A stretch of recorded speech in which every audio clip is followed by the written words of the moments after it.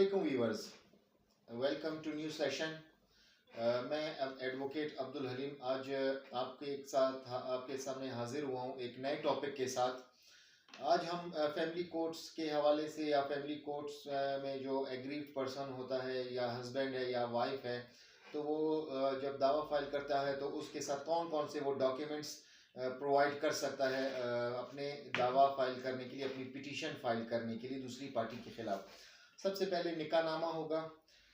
निकाहनामा होगा, उसमें जो तमाम शर्त और शराइत होंगे उनकी बुनियाद पे आप दावा फाइल कर सकते हैं। अगर निकाह ज़ुबानी तौर पे हुआ था तो वो ज़ुबानी तौर पे आप उस पिटीशन में अपना मुद्दा बयान कर सकते हैं।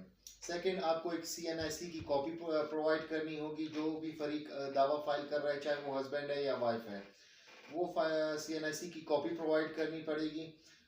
CNIC की कॉपी प्रोवाइड करने के बाद दो लिस्ट ऑफ विटनेसेस होता है, जो फहरिस्त गवाहान जिसे हम कहते हैं।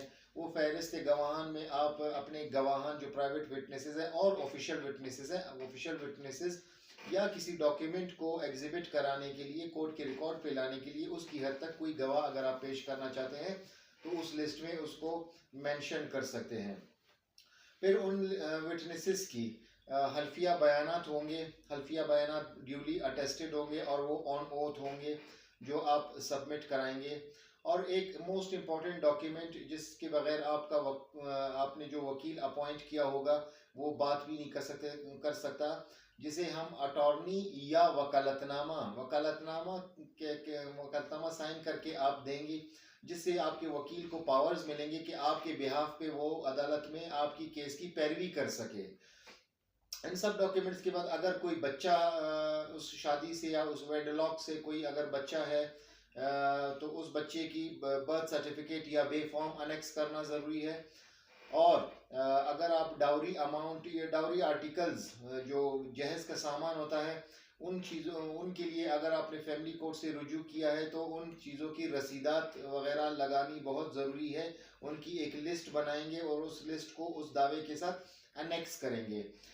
लेकिन एक सुप्रीम कोर्ट का एक जजमेंट आया था जिसमें ये प्रिंसिपल ड्रॉ हुआ था कि जहेज के सामान की रसीदात को संभाल के रखना बहुत मुश्किल होता है, लिहाजा फीमेल का जो बयान होगा उसी पे कोर्ट अपना फैसला सुना सकती है।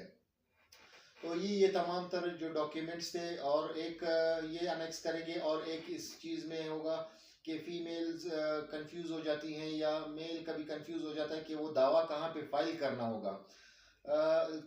According to the code of family laws के मुताबिक जहाँ पे फीमेल रिजाइड करेगी, अगर वो अलहदगी के बाद या वो नाराज़गी के बाद अपने हस्बैंड के घर से शिफ्ट हो जाती है अपनी वालदैन के घर, चाहे अगर हस्बैंड लाहौर में रह रहा हो और वाइफ कोयटा की रिहायशी हो और वो वहाँ किसी शिफ्ट हो के कोयटा आ जाती है, तो वो दावा फाइल करेगी कोयटा में। और हस्बैंड कहाँ पे फाइल करेगा? हस्बैंड भी कोयटा में फाइल करेगा अपनी वाइफ के मिसेस के खिलाफ या अपनी वाइफ के खिलाफ। चूँकि फीमेल के लिए ये रिलैक्सेशन दी गई है, लेकिन मेल दावा वहीं पे फाइल करेगा जहाँ पे फीमेल रिजाइड करती है। वो लाहौर में, अगर लाहौर का रिहायशी है तो लाहौर में फाइल नहीं करेगा, कोयटा में फाइल करेगा। अगर बच्चे की कस्टडी का है तब भी जहाँ पे बच्चा रिजाइड कर रहा होगा वहीं पे वो दावा फाइल होगा।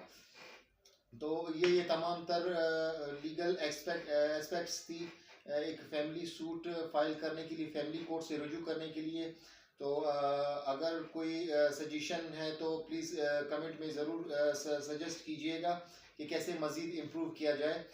इंशाल्लाह बहुत जल्द एक नेक्स्ट टॉपिक के साथ हम हाजिर होंगे। बहुत शुक्रिया।